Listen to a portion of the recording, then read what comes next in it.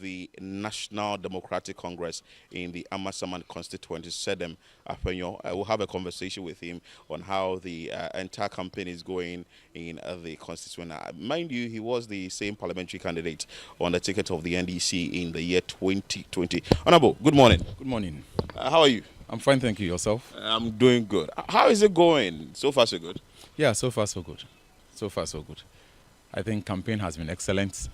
This is not my first time, so based on the experience I had from 2020, campaign has been good. The feedback has been positive. So we are expecting a win on the 7th of December.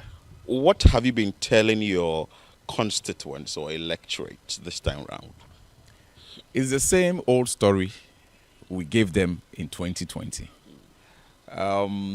You know, when you have been in a position for some time and someone comes with a different story and you see it to be, oh, let's give that person a try and see what he can also do.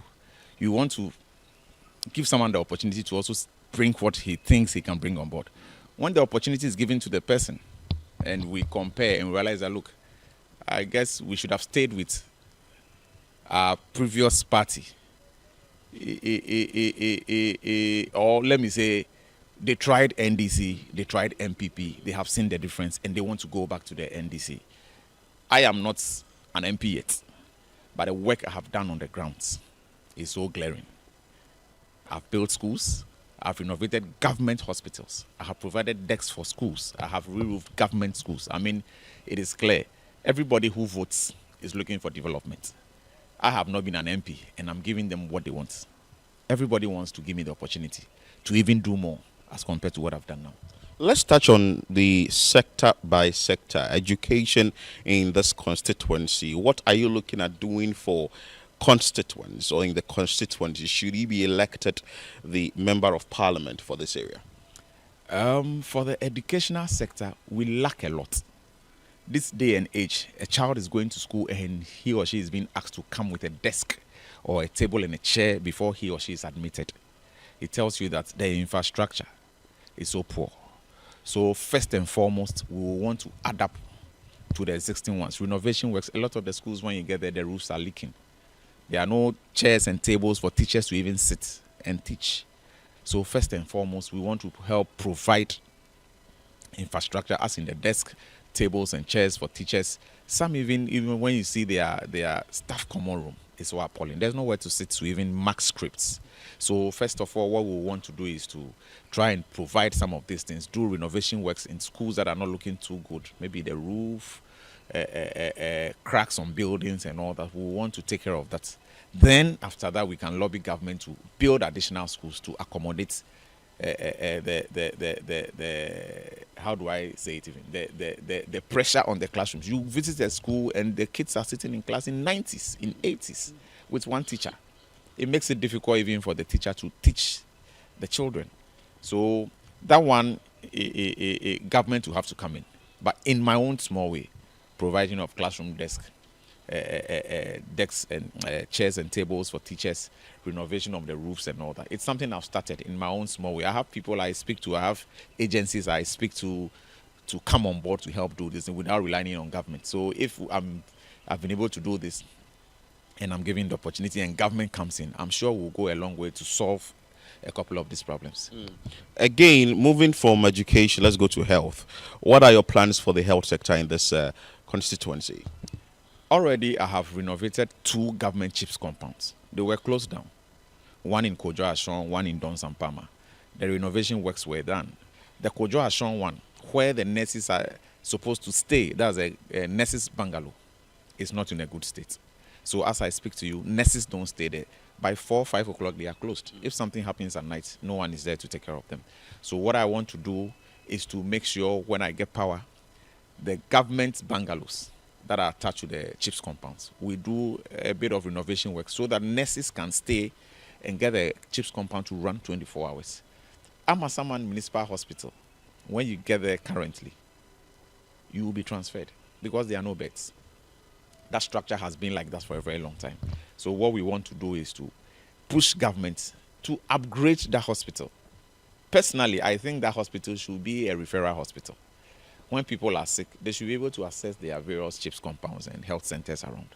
When they are not able to, then you'll be referred to Amasaman Municipal Hospital. But currently, as I speak to you, Amasaman Municipal Hospital is like a first point of call. Everyone who is sick goes to Amasaman. And when you get there, because the beds there are limited, you have to be referred to either 37 or Rich for medical care. So what I'm going to do with the health sector, the CHIPS compounds that are still not in good shape, we'll try and put some renovation works here and there. The Amasaman Municipal Hospital will push for it to be upgraded. If you look at the structure, it's not completed. The ground floor has been done. It needs to continue. So we are going to lobby government to try and complete that project so that it will be a one-stop shop. Even if there are some medical tests, you will be asked to go and do the test somewhere and bring the results. I think the number of people living in Amasaman constituency now, 170,000 people, we deserve better. So we'll push for all these things to be. A big problem in your constituency is road. Road infrastructure here seems to be of a challenge. What is your plan for this pressing issue? You know, in 2016, when NDC was leaving power, we had a grader that belongs to the constituency. So whenever the roads are not looking good, it goes around to reshape. But unfortunately, when the current government came, it was sold out. I hear they are now supplying all constituencies or districts or municipalities with machines for such works to be done. If it is true, personally, I think it will help in reshaping our roads. But as I said earlier on, our population now in Amasaman is so huge, and our roads needs to be upgraded. There are places where we don't even have access roads. We are going to engage the feeder roads, the urban roads, whoever is in charge, to try and help. Amasaman being the third largest constituency in the country, I think we deserve better, and government's attention needs to come here. The last time His Excellency John Dramani Mahama came here, he spoke about the fact that he wanted Amasaman towards Nsawam to be an industrial hub. If the roads are not good, these things will be difficult to achieve. So I am sure in his plans and in my plans, we are going to come together and then make sure we improve upon the roads in the constituency so that whatever he has in mind in terms of making Amasaman an industrial hub will come to the limelight. The 2020 elections, you lost by some over 3,000 votes, and you lost to Efifa Mensah. Assessing your opponent's performance, what will you say? Well, he as an MP has done his bit. Maybe if I should say, the expectation from him was a bit on the higher side. I don't know what message he gave to his people, but people keep saying that perhaps the promises he gave them is making them say what they are saying. I cannot tell. I wasn't there when he was promising the constituents of Amasaman. So for me, he has done his bit. He's no more on the card. Sedem and another candidate is there. So I think my focus should be on the new candidate and not him, because he is exiting. So even if I talk much about him, it wouldn't benefit me in any way. What are some of the strategies, and do you think that this time around you'll be able to clear the over 3,000 votes and get additional votes to win this constituency? For the strategy, I can't discuss my strategy in public, because elections are won through strategies. But I can assure you that what we have done on the grounds on the 7th of December is a straight win for myself and His Excellency John Dramani Mahama. I told you earlier on that promises get people to do things they are not supposed to be doing. They come with one district, one factory, one this, one that. Amasaman, we don't have the one district, one factory.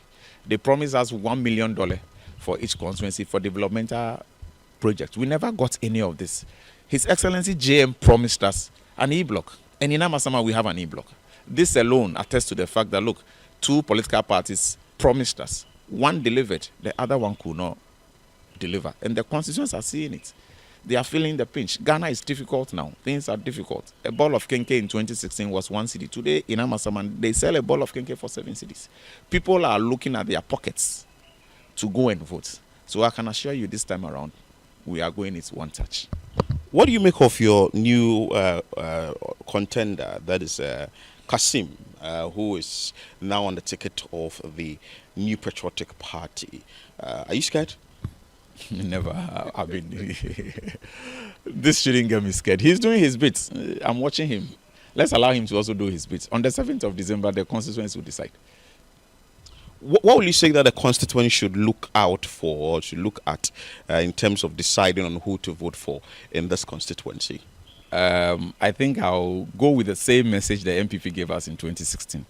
They told us, Sedem netwa bapa. I'm giving them the same message. Sedem netwa bapa. Compare 2016 to 2024. You have been promised for 8 years. Nothing has been done. Amasaman constituency, if I want to talk about infrastructure, I can't mention one infrastructure development the MPP has brought to Amasaman. You think so? Because they're also saying that they are building schools, they are building hospitals, they are building roads, among other things. So why will you say that you're not seeing any infrastructure in this constituency? Well, if I haven't seen it, because if a chips compound has been closed down and government couldn't fix it, and I and an individual has to go and fix a chips compound that has been closed down, two of them, I'm building up a school. When you go to Akwachiri, from foundation level, they sit under sheds to learn.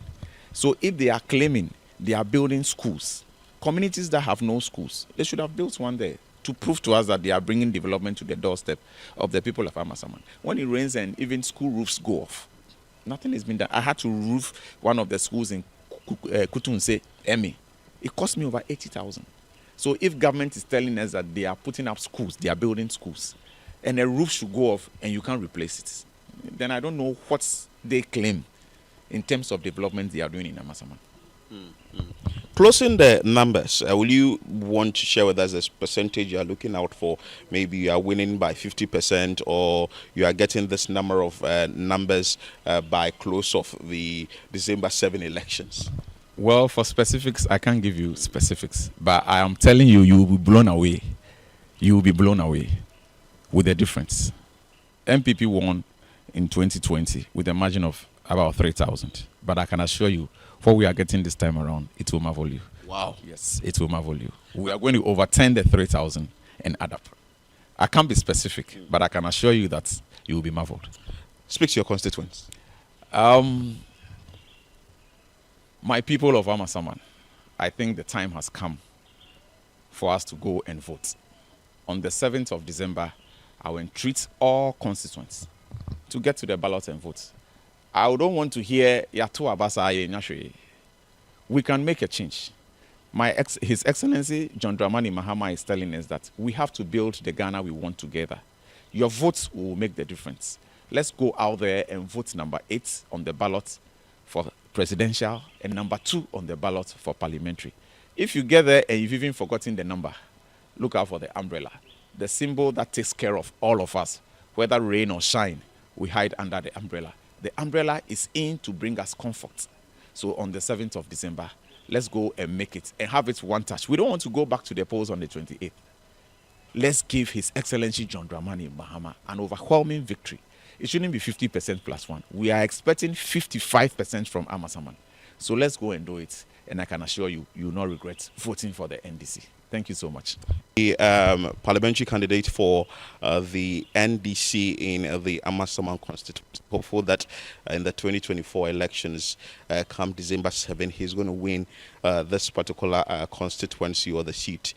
My name is Philip Nilate.